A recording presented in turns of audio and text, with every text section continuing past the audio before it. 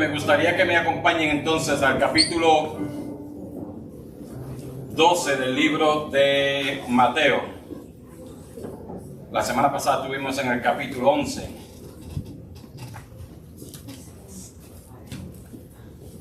Mateo, el primer escrito del Nuevo Testamento.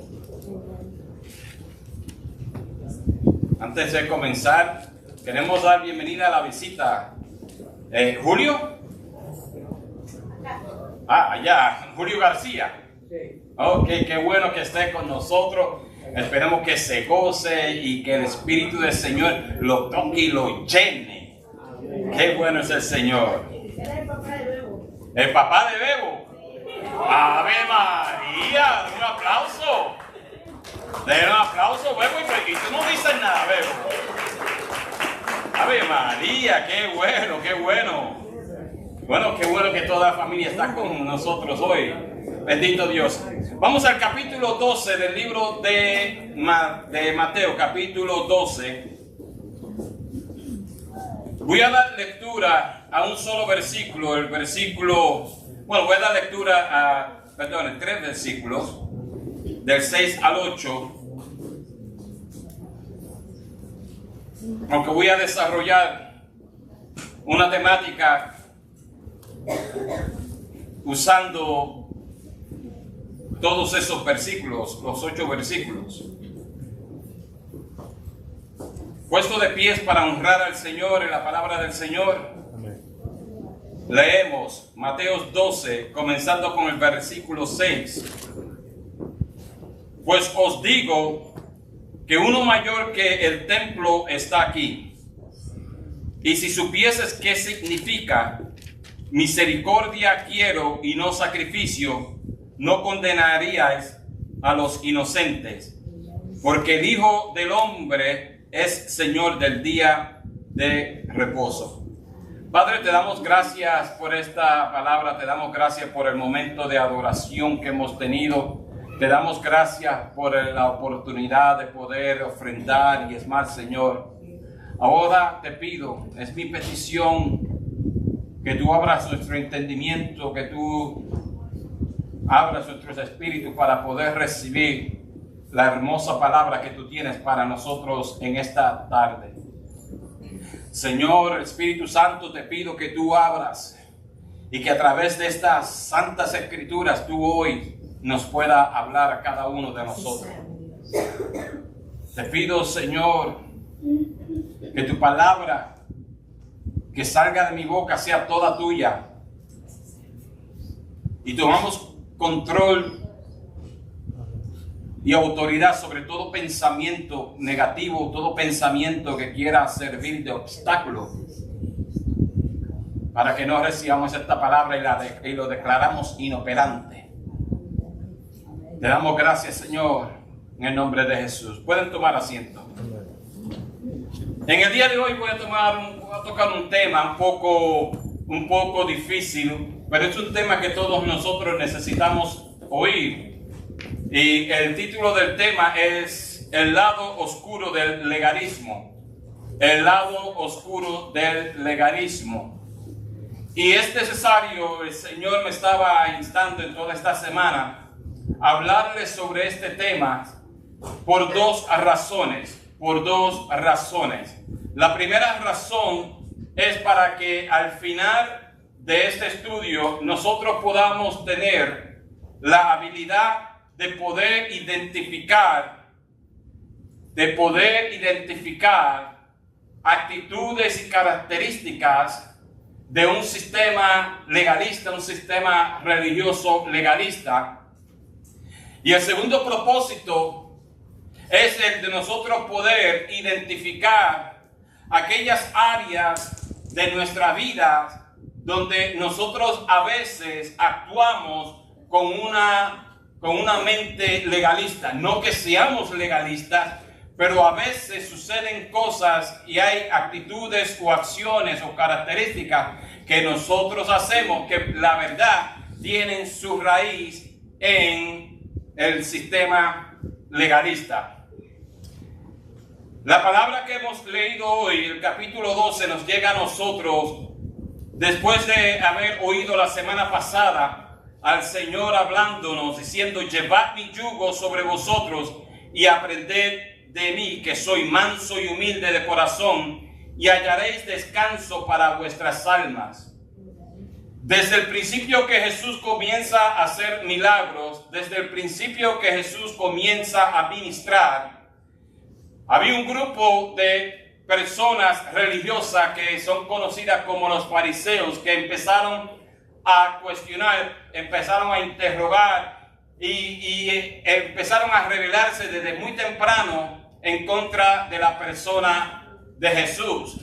La realidad es que si nosotros leemos el capítulo 12 entero, vamos a ver que estos fariseos se rebelaron en contra del ministerio profético de Jesús, se rebelaron en contra del ministerio sacerdotal de Jesús y se rebelaron en contra del ministerio de rey de Jesús. Y nosotros conocemos que una rebelión es estar en contra de. Aquí vemos entonces que Jesús llega con sus discípulos a un lugar, y en ese lugar hay un campo, y en ese campo ellos empezaron, los discípulos, a arrancar espigas y a comer. Tenían hambre, y el grupo de fariseos que los seguían inmediatamente le dijeron a Jesús que sus discípulos estaban bajo pecado, que no les era lícito hacer lo que ellos estaban haciendo, porque era el día de reposo. Era el día de reposo. A esto Jesús les responde 2 veces. Jesús les responde de una manera poderosa, porque 2 veces Jesús les dice: ustedes no han leído. Ustedes no han leído. Porque ellos eran los maestros de la palabra, eran los escribas, eran los fariseos. Ellos eran los que conocían la palabra. Y él 2 veces le dice, primeramente hablándole de David: ustedes no leyeron cuando David tuvo hambre y comió los panes de la proposición. Tenían hambre, aludiendo a 1 de Samuel capítulo 21, cuando se encuentra David huyendo de Saúl. Y llega donde Ahimelech, el sacerdote, y le pide pan, y le mintió el sacerdote. Le mintió porque el sacerdote le preguntó: ¿qué tú hacías? ¿Dónde están tus hombres? Tú estás solo. Y dice: no, yo estoy bajo una encomienda. Y los que estaban conmigo se quedaron por ahí detrás esperándome, porque yo estoy bajo una encomienda. Lo que no era cierto, él estaba huyendo de Saúl. Entonces pide algo de comer, y el sacerdote Ahimelech le dice: mira, lo único que aquí hay son los panes de la proposición. Esos panes se cambiaban todos los días de reposo. Cada día de reposo sacaban los 12 panes y traían 12 panes frescos, y eso eran los únicos panes. Y de acuerdo a lo que se había dictado, los levitas eran quienes se comían esos panes, los sacerdotes del ministerio levítico, pero se los dieron a David, y David comió. Y por si acaso le dijo: ¿no tienes un arma por ahí? Dice: bueno, aquí está la espada de Goliat. Yo me llevo esa conmigo también. La segunda vez que le dice que no han leído es cuando le dice: ¿y qué de los sacerdotes que están todos los días de reposo, que ellos cambian el pan? ¿No es eso trabajo? O sea, ellos entonces, de acuerdo a su ley, ellos están pecando, pero no le cayó mal alguna a ellos. ¿Por qué? Porque los fariseos habían levantado un sistema religioso tan extenso, y un sistema religioso que no era bíblico, el cual trataba de imponer requisitos a las personas que no podían llevar. Hablando aquí, por ejemplo, ellos tienen lo que se llaman 39 requisitos de una persona de qué no hacer en un día de reposo. Y uno de ellos era, por ejemplo, el de recoger espigas para comer, pero que eso era trabajo. Eso era trabajo, y el trabajo era prohibido para el día de reposo. Y cuando yo estaba leyendo esto,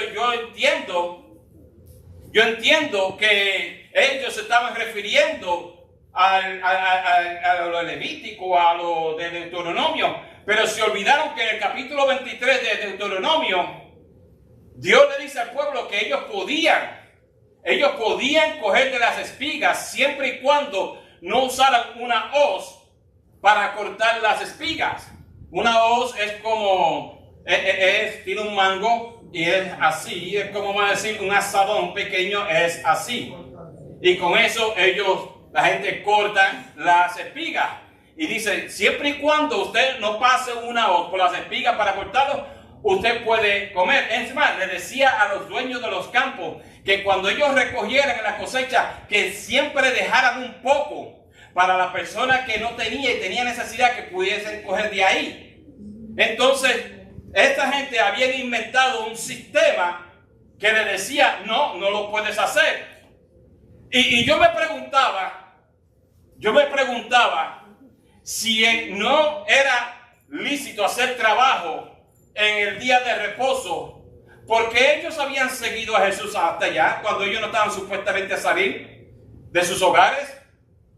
De acuerdo al Talmud y de acuerdo al Mishnah, la persona en el día de reposo, lo máximo que puede caminar son 3,000 pasos, 3,000 pies desde su hogar. Pero miren lo que es esto, para que usted entienda cómo está esto de tirado.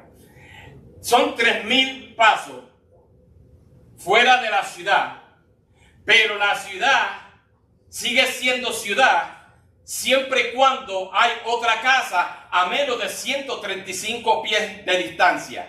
O sea, si hay una casa aquí y a 130 pies hay otra casa, y a 130 pies hay otra casa, y así, y vamos a suponer que hay 200 millas de esa manera, entonces ellos no están violando la ley. Ellos están caminando dentro de acuerdo a lo que eso decía. Para que vean la locura de eso, por ejemplo, si una mujer necesitaba sacar agua del pozo, porque eran las mujeres las que tenían que sacar el agua del pozo, ellas no podían usar las manos. Ellas tenían que amarrar con la parte baja de su traje, tenían que amarrar el cubo, amarrarlo y así bajarlo, para entonces tratar de sacar el agua. Y yo lo único que me pregunto, óyeme, esos pantalones porque en esos tiempos lo que la mujer tenía eran pantalones, las faldas no existían. En el tiempo de Moisés las faldas no existían. Vamos a empezar ahí. En el tiempo de Jesús las mujeres no usaban falda, no tenían falda, ellas se ponían esto encima, debajo de unos pantalones que tenían puestos. Pero yo me preguntaba y yo decía, wow, por lo general, si usted ha visto unos pozos, yo sé que las personas que han ido a Israel han visto algunos de los pozos, y los pozos son 20, 30 y 40 pies de profundidad. Yo digo, esos pantalones de que están largos, porque para amarrarlo y llegarlo hasta allá abajo para sacar agua y subir, eso está fuerte. Y así era el sistema de leyes que todos ellos tenían. Y entonces aquí se encuentra Jesús hablándole a ellos y fácilmente se las pone a ellos. Le dice, ustedes no han leído sobre esto. Y cuando llegamos a los versículos del 6 al 8, en el 6 le dice, pues os digo que uno mayor que el templo está aquí. Hablando de su persona. Hablando de su persona. En otras palabras, Jesús le está diciendo que Él es el día de reposo. Que Él es la persona en quien debemos descansar. Ellos deberían descansar, pero ellos no habían entendido eso. Y el sistema legalista vive con ese mismo sistema de requisitos. Y esta mañana, cuando ponía las notas finales, siento que el Espíritu habló a mí y me dijo lo siguiente. Y yo me quedé, yo dije, wow. Los legalistas, el sistema legalista, se queja de que los judíos habían puesto un sistema religioso muy grande que era imposible de llevar. Y el Señor me dice, ¿no es exactamente lo mismo que el sistema legalista está haciendo? Poniendo un sistema de requisitos, de religiosidades que el hombre no puede llevar. Yo me quedé pasmado por un momento porque es la realidad. Hablamos de esta persona, queremos que sacarle la paja a la persona desde el ojo, pero no ven la viga que está en el ojo de ellos mismos. Y cuando nosotros vemos esto, entonces debemos entender que el llamado primordial para nosotros en esta tarde debe ser descansar en la persona que instituyó el día de descanso, en Jesús. Descansar en Dios y no tratar de vivir bajo un sistema religioso, no vivir con actitudes religiosas que lo único que hacen es llevarnos cautivos, llevar nuestros espíritus cautivos. Un concepto que constantemente nosotros oímos en la iglesia es la gracia. Nosotros oímos el término de la gracia. ¿Quién no ha oído el término de la gracia? Yo creo que todos nosotros lo hemos oído. Y nosotros hemos aprendido a través de los años que la gracia es un don inmerecido de Dios. Es favor inmerecido de Dios para nosotros. Cuando nosotros somos cristianos, nosotros somos salvos por gracia. Nosotros vivimos por gracia. Nosotros maduramos en Cristo por gracia. Nosotros debemos estar tan llenos de la gracia de Dios. Debemos estar tan llenos de la gracia de Dios, que es como cuando uno sale de una piscina. Cuando una persona sale de una piscina, está todo mojado, o sale de la playa o algo así, del agua. ¿Cómo está la persona? El agua bajándole. Así debe ser la gracia de nosotros. Debemos estar tan y tan empapados de la gracia de Dios, que la gracia que salga, que caiga de nosotros, para que sea manifestada a las demás personas. El apóstol Pablo nos escribe a nosotros en 1 Corintios capítulo 15 versículo 10. El apóstol Pablo fue la persona que más habló sobre la gracia. Y el apóstol Pablo nos dice a nosotros en 1 Corintios 15, 10, nos dice a nosotros: pero por la gracia de Dios soy lo que soy. ¿Cuántos pueden decir lo mismo que Pablo? Por la gracia de Dios yo soy lo que soy. En otras palabras, yo sin Dios no soy, no pudiera ser lo que hoy soy. Pero por eso, por la gracia de Dios, yo sé que yo soy salvo. Por la gracia de Dios, yo sé que yo soy una persona que recibe la misericordia de Dios. Por la gracia de Dios, yo soy una persona que estoy bajo un pacto nuevo, un pacto de salvación nuevo, bendito Jesús. Y el apóstol sigue diciendo: y su gracia para conmigo no resultó vana. Está diciendo: yo soy lo que soy por la gracia de Dios. Y esa gracia que Él extendió a mí no ha sido en vano. Pero yo me afané más que todos ellos. Él dice: el resultado de la gracia que Dios extendió a mi vida, yo me esforcé. La palabra en griego es esforzarse, para poder tratar de pagarle a Dios ese favor inmerecido que Él había recibido. Y hoy pregunto: ¿cuántos de nosotros hoy estamos haciendo eso? ¿Cuántos de nosotros hoy nos estamos afanando, nos estamos esforzando para poder manifestar la gracia que hemos recibido? Dar por gracia. ¿Cuántos de nosotros estamos haciendo?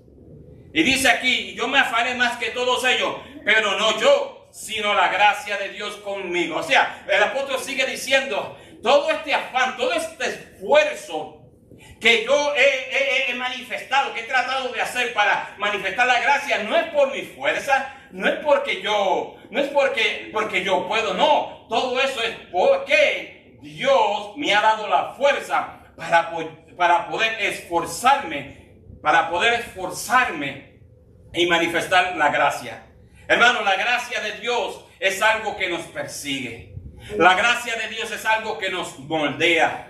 La gracia de Dios es algo que nos acompaña. La gracia de Dios nos enseña. La gracia de Dios nos sella. La gracia de Dios nos obliga. Y la gracia de Dios nos da poder. Eso es lo que la gracia de Dios hace por cada uno de nosotros. Pablo, en su llamado apostólico, él enfatiza cuál debe ser la respuesta de cada uno de nosotros. ¿Cuál debe ser esa respuesta? ¿A qué nos llama hoy Dios? a recibir la gracia. Digo recibir la gracia porque hay muchas personas hoy dentro de las iglesias que no han recibido la gracia. No que no haya sido extendida, es que ellos no la han recibido y por eso es que no viven en paz. No viven en paz. Las emociones siempre están sobre todo. ¿Por qué? Porque no han recibido la gracia de Dios. No han recibido eso que dice, yo sé quién tú eres, yo sé quién tú eres. Y con todo eso yo te amo, con todo eso yo te persigo, con todo eso yo te enseño, con todo eso yo estoy contigo. Amen. Si estuviéramos en el Viejo Testamento, muchos de nosotros quizás estuviéramos fulminados. Estuviéramos fulminados si estuviéramos en el Viejo Testamento, pero no estamos en el Viejo Testamento. Estamos en un tiempo donde ese amor, ese favor inmerecido de Dios está sobre nuestras vidas. Mira a la persona que está al lado, dígale, el favor de Dios está sobre su vida. Dígaselo sin miedo. Pero dentro de todo esto hay un enemigo de la gracia. Hay un enemigo que está acechando las iglesias en todo tiempo. Yo miro a este enemigo como las serpientes. De las serpientes que van así por la grama. ¿Quién ha visto una serpiente así por la hierba, por la grama o algo? Que van así. Y van.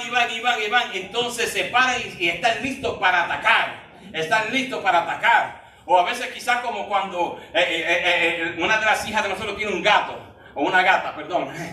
Y esa gata cuando ella viene aquí, entonces la dejamos salir y ella ve los lagartijos afuera y ella rápido casi como que se acuesta y empieza así, bien sigilosamente, lento, preparándose para atacar. La gracia hoy en la iglesia tiene un enemigo que es así y ese enemigo se llama el legalismo, que está listo para atacar, listo para destruir, listo para llevar a las personas presas. Bendito Jesús.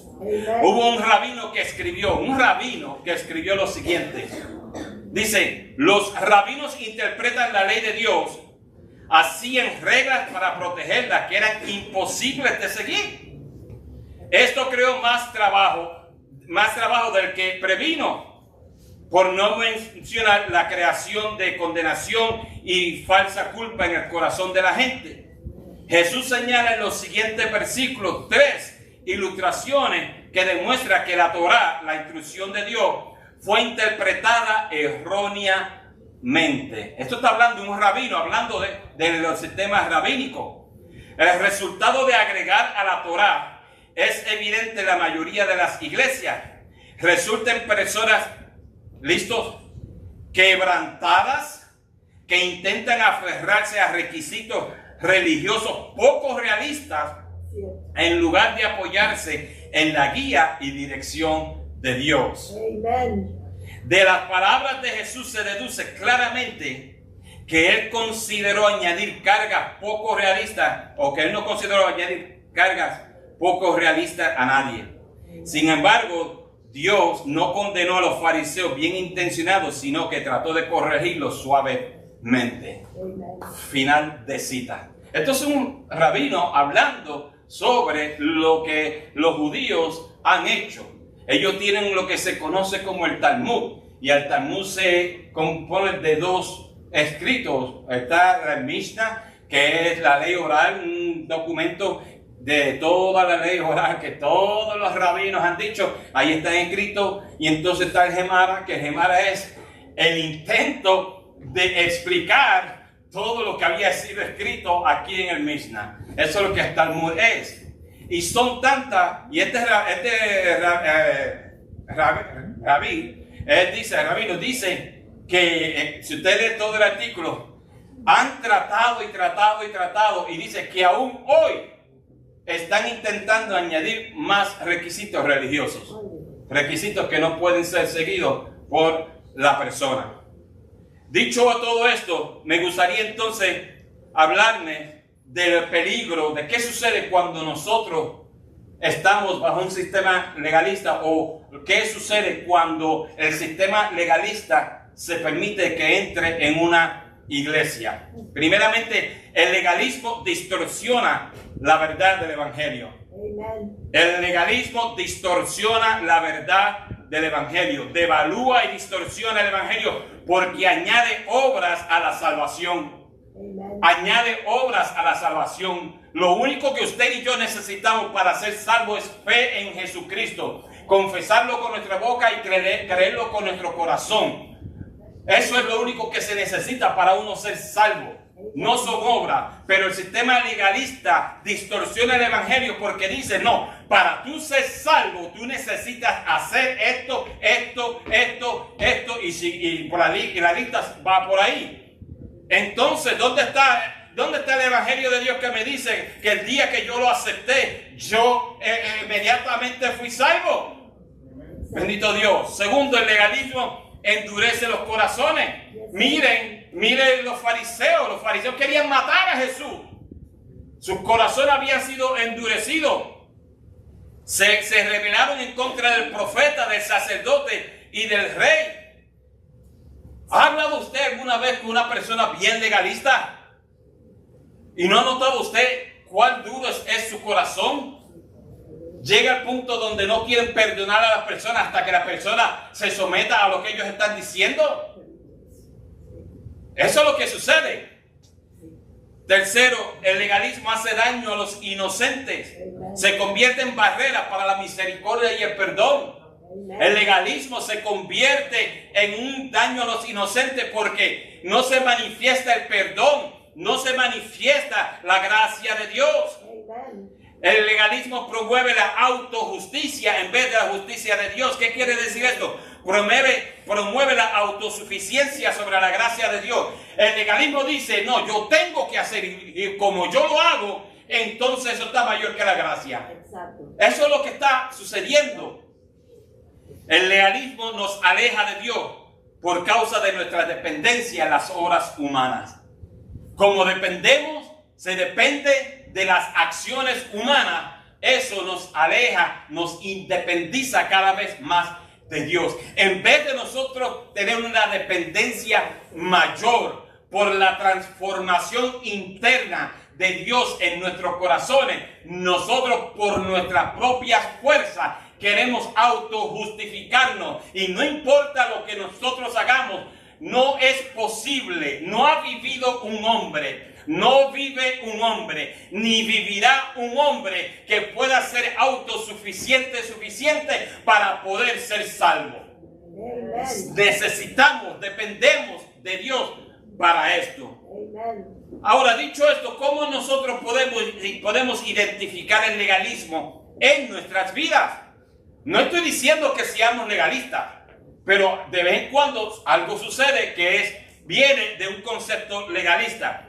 Primeramente, el enfoque en reglas y no en una relación. Cuando una persona está enfocada en solamente seguir reglas y dogmas, en vez de buscar una relación profunda, cuando ese no es el enfoque, la profundidad en una relación íntima con el Señor, una relación que es de adentro hacia afuera, entonces el enfoque es erróneo y eso se convierte en un legalismo. Cuando yo tengo que primeramente someterme a las reglas antes que profundizar en Dios. Segundo, el orgullo espiritual y prejuicios.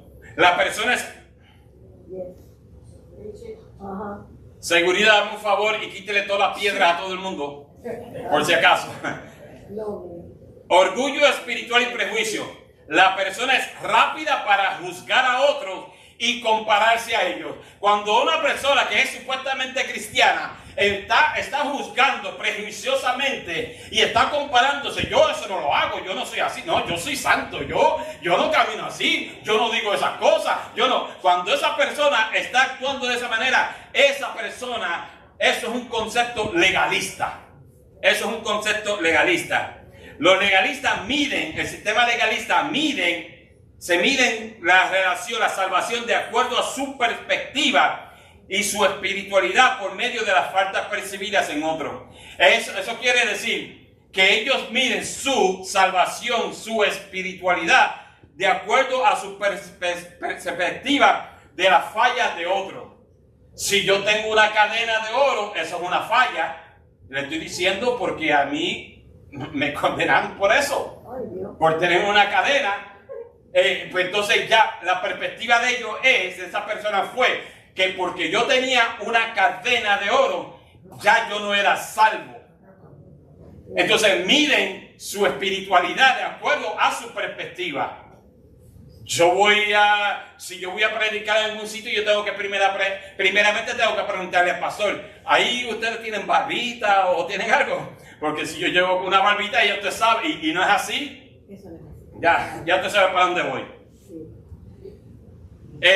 ¿Cómo también podemos identificar el legalismo en nuestras vidas? Cuando hay falta de gozo en la fe. Cuando hay falta de gozo en la fe. El legalismo puede tornar su gozo en tristeza por medio del sistema de reglas rigurosas que tienen que perseguir en vez de una búsqueda transformativa de la santidad. El gozo se va porque lo único que tenemos que hacer es hacer esto, hacer aquello otro, estas reglas, hay que hacer estas reglas. Y porque no podemos hacer, entonces perdemos el gozo. Perdemos el gozo. También el miedo de perder la salvación.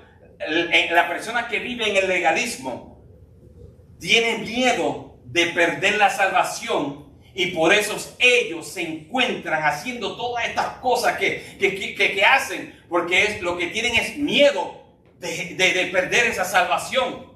Si usted ha perdido, si usted tiene ese miedo y usted piensa que yo tengo que hacer, que tengo que hacer, eso es un aspecto legalista que se ha filtrado en su vida. Nosotros no vivimos con ese miedo. Nosotros no debemos tener ese temor. Porque si usted es salvo de verdad. Porque la palabra de Dios los ha hecho libre. Libre. Obsesión con las apariencias externas. El sistema legalista mide su santidad por medio de su apariencia externa e ignoran la santidad interna. La apariencia externa, cómo usted se viste, qué usted se pone. Cuando estaba preparándome, hay una en Texas, ¿sabes qué, pastor? Yo creo que yo para Texas no me voy a mudar. Porque ahí cada vez yo estoy leyendo cosas más estrambólicas. Pero en Texas hay una iglesia donde si la persona tiene espejuelos, la persona no es salva. La persona no es salva. Y yo digo, pero espera, ven acá. Entonces, yo primeramente dije, yo voy para esa iglesia. Porque yo me imagino que si eso es así es porque todo el que entra a esa iglesia es sano de los ojos. Y yo quiero ser sano de los ojos, voy para allá, para ver si me sana de los ojos. Pero usted sabe lo que es eso. Que si usted tiene espejuelos, usted no es salvo. Apariencia externa, el sistema legalista nos dice a nosotros que debemos exhibir ciertas apariencias. Ahora, no se me chicopale ni tampoco se equivoque conmigo. Yo no predico apariencias, porque yo creo que la transformación que Dios ha creado en usted, y yo creo que la relación que usted tiene con Dios es suficiente como para oír la voz del Espíritu cuando le diga, no te pongas eso, no hagas eso, eso no te conviene. Yo espero que eso sea así. Por eso yo no predico en contra de esa. Yo creo también que debe haber un decoro. Yo creo que las mujeres deben vestirse apropiadamente. Yo creo que los caballeros deben vestirse apropiadamente. Yo creo que si la persona va a ministrar, debería vestirse apropiadamente. Perdóneme, pero a mí una vez me llevaron a una iglesia donde la persona estaba vestida en pantalones cortos con un bling bling y todo. Y no era por show ni actuación, era porque así la persona se viste. Y yo me quedé y yo dije, oh no, aquí no. Aquí no, me salí de ahí y me fui para el lobby a esperar por las otras personas que me habían llevado. Porque yo creo que hay un cierto decoro, hay ciertas cosas que deben suceder. Pero el que yo le diga a usted que usted tiene que tener traje y corbata todo el tiempo, perdóneme. Eso debe ser una convicción entre usted y Dios. Si usted quiere traer traje y corbata, eso es entre usted y Dios. Yo no predico porque yo creo que el Espíritu Santo le habla a usted y le deja saber qué se puede y qué no se puede. Exacto. Yo creo que debemos tener ese tipo de relación. Ahora, una nota, tome nota, secretario. ¿Han visto Tres Patines? ¡A las rejas! Dice la nota, el legalismo, muchas personas usan este término del legalismo para justificar su vida liberal. Y eso no se vale. Porque un lado es malo tanto como lo es el otro. Hay algo que se llama la santidad de Dios. Y la santidad de Dios ni es progresiva en el sentido de que tiene que ser actualizada todos los días de acuerdo a las leyes que se imponen. No, la santidad de Dios ya está escrita aquí. Y sí, todos los días tenemos que trabajar, pero tenemos que trabajarla de acuerdo a lo que la palabra de Dios nos dice. De acuerdo a esta palabra. Entonces hay personas que hablan en contra del legalismo, pero entonces se van a vivir al otro extremo liberal, a vivir la vida al garete. Y no se vale, porque tan malo es uno como lo es el otro.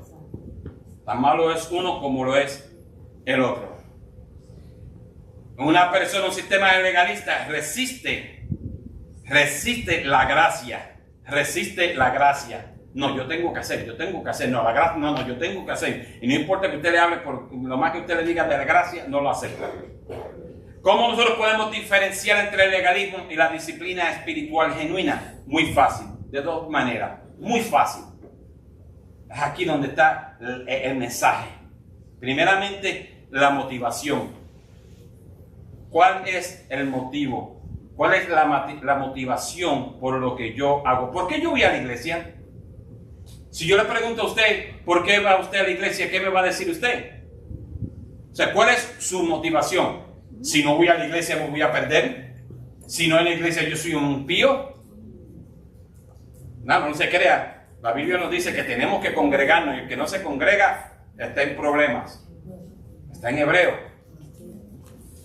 Pero, ¿cuál es la motivación? El legalismo es guiado por miedo y culpabilidad. ¿Para qué? Para merecer el favor de Dios. Yo tengo que hacer estas cosas para poder merecer el favor de Dios. Si yo no lo hago, entonces yo no merezco el favor de Dios.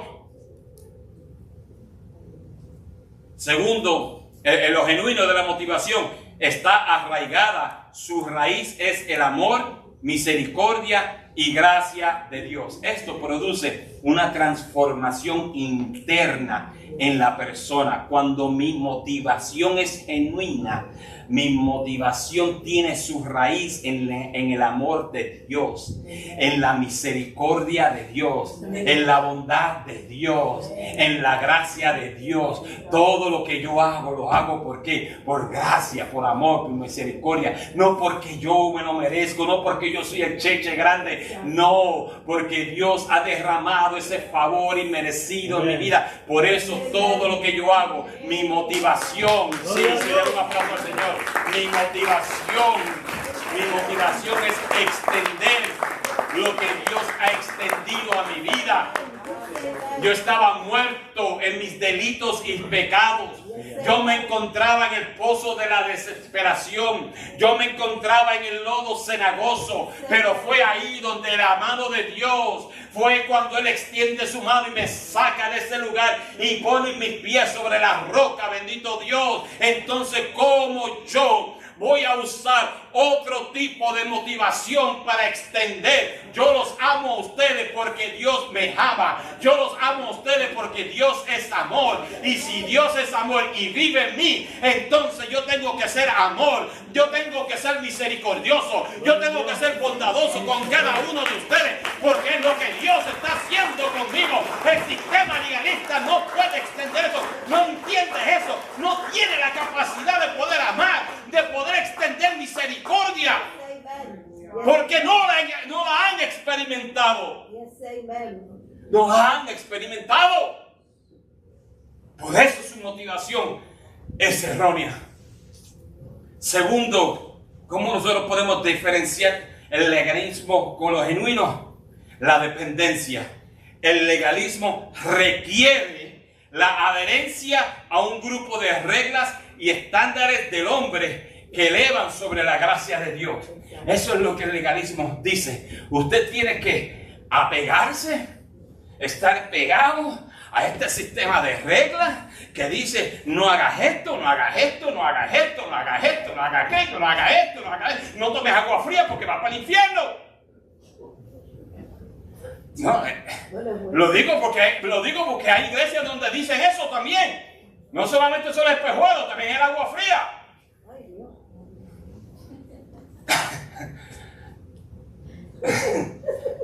Ya, ríase, porque es que a veces las cosas son como que no.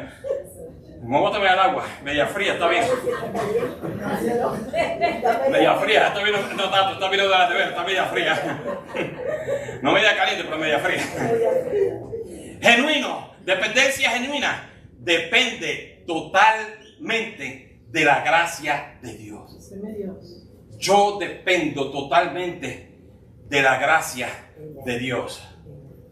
Yo dependo totalmente de la gracia de Dios. ¿Cuántos de nosotros hoy podemos decir lo mismo? ¿Cuántos de nosotros hoy podemos salir de aquí con esa confianza diciendo: yo dependo totalmente, no 99%, no 90%, no? ¿Cuántas personas aquí dicen que 100% dependen de Dios? Yo dependo de Dios en todo, para todo. Aunque vivo en este mundo, mi ciudadanía no es de este mundo. Yo tengo que vivir de acuerdo a la ciudadanía que yo tengo. Yo tengo que representar la ciudadanía que hay en mí. Y la ciudadanía que hay en mí dice: depende de mí. Depende de mí. Por eso fue que él dijo en el capítulo 11, él dijo esas palabras: llevad mi yugo sobre vosotros y aprended de mí. Llevad mi yugo sobre vosotros y aprended de mí. Eso es lo que Dios quiere, que tengamos esa dependencia total, que nos quitemos de todo este peso legalista que nos agobia, este sistema legalista que nos hace presos a reglas humanas, dogmas humanas que no existen, que no están en la Biblia. Yo no quiero, mire, yo no le estoy tirando a las personas. Yo nunca he predicado de esa manera y nunca voy a predicar de esa manera, porque Dios a mí nunca me ha llamado a predicar de esa manera. Pero sí, mi sangre hierve cuando yo oigo en las redes sociales personas que están apegadas a este sistema de legalismo, de reglas humanas, tirándole a otras personas que supuestamente son sus hermanos y hermanas. Eso hierve mi sangre, porque eso no representa el amor de Dios. Eso no representa el amor de Dios. Si yo estoy mal, no me condenes, no me juzgues. Tómame por la mano y ayúdame. Encamíname, ponme en la vereda correcta. Si yo estoy mal, ayúdame, háblame, tómame y llévame por ese camino correcto. No me juzgues, no me tires hacia un lado. Pues yo también soy un hijo de Dios. Y necesito, yo necesito de ustedes, que ustedes, si ustedes me ven por el camino incorrecto, que ustedes van a extender esa mano y me van a ayudar y no me van a dejar seguir en ese camino que conduce a un precipicio.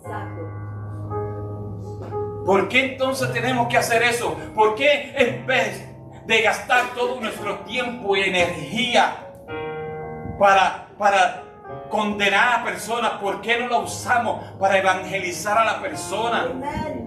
¿Por qué no lo hacemos? Mire, es triste cada vez que un alma se va de esta tierra sin conocer a Dios. Es triste.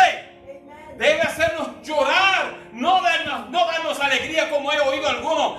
Es bien que le pase. ¿Cómo? ¿Dónde está el amor de Dios? ¿Dónde está la gracia de Dios?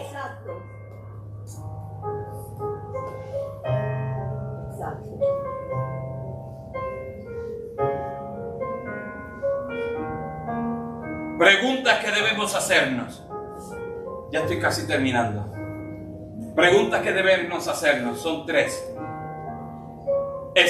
haciendo esto por el amor a Dios o por miedo de fallar? ¿Por qué yo lo hago? ¿Por el amor que le tengo a Dios o por miedo de fallar? ¿Por qué yo le doy, por qué ustedes le suplen a gente en Cuba, en Santo Domingo, en Colombia? ¿Por qué ustedes lo hacen? ¿Lo hacen por amor a todas estas personas o lo hacen por miedo de fallar, que si no les suplen al pobre, a la viuda y al huérfano, van para el infierno? ¿Por qué ustedes lo hacen? Primera pregunta. Segunda. ¿Estoy profundizando en mi relación con Dios o estoy poniendo una marca en la caja? Checkbox. En mi relación con Dios, ¿estoy yo haciéndolo, profundizando en mi relación con Dios, eliminando toda influencia mundana, toda influencia que no es bíblica, toda influencia que no es Dios, eliminando todo eso y hacerlo bien? ¿O estoy solamente haciéndolo porque es la cajita, ¿sabes? La cajita, hay que chequear la cajita. Lo hice ya. Porque van a haber muchas personas que van a llegar delante de la presencia de Dios con una libreta llena de cajitas chequeadas. Y el Señor le va a decir: aléjate de mí porque nunca os conocí. Así que no chequemos la cajita. Vamos a profundizar. Esta semana, hermano, yo me encontré temprano en la semana, me encontré llorando delante de la presencia de Dios. Me encontré gimiendo delante de la presencia de Dios. Porque mi oración al Espíritu Santo era, mi oración, mi gemido delante de Dios, y lloraba amargamente. Lloraba delante de Dios diciendo al Espíritu Santo: por favor, no permitas que ninguna influencia humana se infiltre en mi vida y que yo la manifieste. Y yo lloraba, amargamente lloraba al principio de esta semana. Por eso, y yo creo que ese debe ser, yo no estoy tratando de to my own horn, como dice alguno, tocar mi propia flauta, o como se llama, no, hacerme mi propio baile, pero yo quiero que sí sepamos que eso debe ser el corazón nuestro, que gemimos por el perdido, el alma perdida, que gemimos por el necesitado. La Biblia lo llama la viuda y los huérfanos. Nosotros tenemos que gemir por ellos, pero si podemos, si está al alcance de nuestras manos, entonces también ayudémonos, no para chequear una cajita, sino porque el amor de Dios necesita ser manifestado. Las iglesias, hay muchas personas en el mundo hoy que no quieren saber de iglesia por causa de este sistema religioso. Porque entrando por la puerta, rápidamente lo juzgan, como me hicieron a mí. Yo estuve 13 años perdido. 13 años que Dios, por su gracia, no permitió que yo me muriera.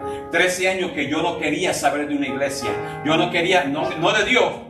Yo seguía mi relación con Dios, pero no quería saber de la iglesia alguna. Porque un día, a los 16 años, yo entré a un lugar, a una iglesia, y yo entrando por la iglesia tenía una barbita y todo, bueno, típico joven de esos tiempos, o sea, con los zapatacones esos grandes y todo, hacerme ver unas pulgadas más altas y todo. Y me tenía una barbita. Y cuando yo entro, tengo un pie afuera de la iglesia y el otro en la silla, y el pastor para la predicación, me apunta con sus manos, le dice a la iglesia que mire para atrás, y cuando todos miran para atrás, dijo: el hijo del diablo acaba de entrar en esta iglesia. Así. 16 años tenía yo. Es más, 16 años y 2 días, porque eran 2 días después de mi cumpleaños. Por 13 años yo no quería saber de iglesia alguna. Por 13 años yo no quería saber de pastores. Por 13 años se me venía una persona que quería darme un tratado. Yo cogía el tratado, lo rompía así, se lo tiraba en la cara. En la cara literalmente. Y le decía: te sales de mi presencia o te pillo aquí mismo. Así mismo le decía. No quiero saber de ninguno de ustedes. Yo le decía a ellos, yo no sabía mucho, pero yo a ellos los llamé serpientes. sin saber que Jesús lo llamó víbora. Exacto. Me imagino que yo, sin saber nada, proféticamente Dios me hizo hablar. ¿Sabe lo que es eso? Me pudo haber perdido. Mi alma se pudo haber ido para el infierno. Quizás esa era la última noche mía en la faz de la tierra. Y en vez de llevarme a los caminos de Cristo, me llamaron, me juzgaron. Y por eso yo le he prometido a Dios que yo nunca voy a hacer esto. Aquí llega una persona necesitada, aquí lo atendemos. Aquí llega una persona como llegue borrachito, trabajamos con ellos. Aquí llega una persona toda destruida y vamos a trabajar con eso. Porque, den un aplauso al Señor. Porque eso es ese es el llamado que Dios nos ha dado a cada uno de nosotros. Y aquí hay personas que llegaron en condiciones malas, lo saben. Y aquí hemos trabajado con esas personas. Y hoy por hoy son personas totalmente diferentes de cómo llegaron. Salgamos de aquí con eso. Tercera pregunta. ¿Me siento libre en Cristo o estoy cargado de las expectativas del sistema? ¿Me siento yo libre para servir a Cristo o estoy yo cargado de un sistema religioso, de dogmas del hombre?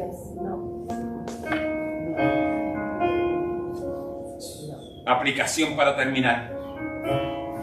Como hijo del hombre, este hombre, Jesús, era el Señor del día de reposo. Él es el Señor del día de reposo. Y es en Él donde usted y yo debemos reposar. Su autoridad era mayor que la autoridad que Dios le había dado al día de reposo sobre su pueblo. Jesús tenía la autoridad para hacer lo que quisiera en ese día. Significativamente, Él abolió su observancia cuando terminó con todo el código mosaico. En otras palabras, cuando Jesús muere en la cruz del Calvario por sus pecados, por mis pecados, y al tercer día Él resucita, Él abolió el sistema mosaico e introdujo la dispensación de la gracia, donde es por gracia que nosotros somos salvos, no por apariencia, no como soy. Pueblo, lo único que nos resta es reconocer si hay algún carácter, si hay algo en nuestro sistema de vida que quizás refleja una emoción, algo legalista, es dejarlo atrás. Vamos a salir de aquí hoy libres de toda conciencia que nos acusa. Hay personas que no pueden vivir en paz porque su propia conciencia constantemente los acusa. No has hecho esto, no has hecho aquello otro, no te levantaste a orar a las 3 de la mañana, no te levantaste a orar a las 5 de la mañana, no hiciste esto, no hiciste aquello otro, constantemente en una acusación. No, vamos a quitar eso de nuestro pensamiento. Incline su rostro, cierre sus ojos, incline su rostro. Padre, te doy gracias por el mensaje. Te doy gracias porque nos has enseñado que es solo por gracia. Víctor, ¿te atreves a cantar la canción solo por gracia? Solo tu gracia.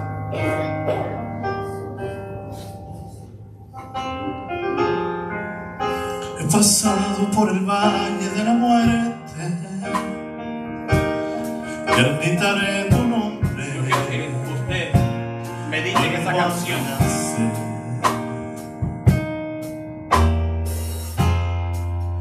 Me he sentado a la sombra del olvido, mas tu luz radiante me hace comprender que soy la justicia de Dios.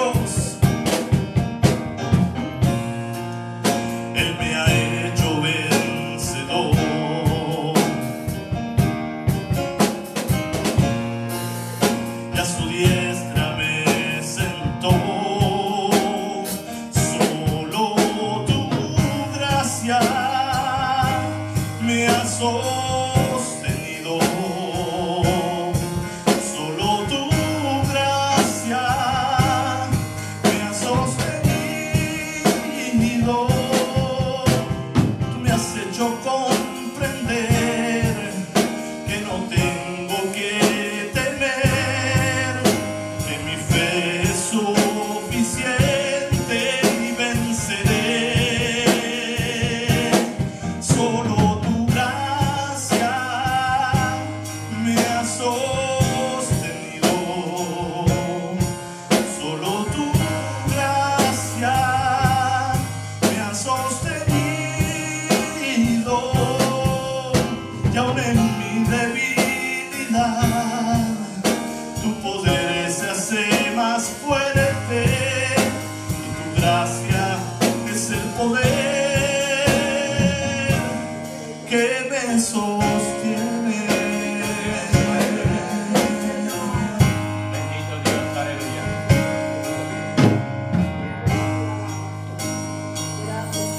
A toda la audiencia de las redes sociales y a la audiencia aquí en esta iglesia.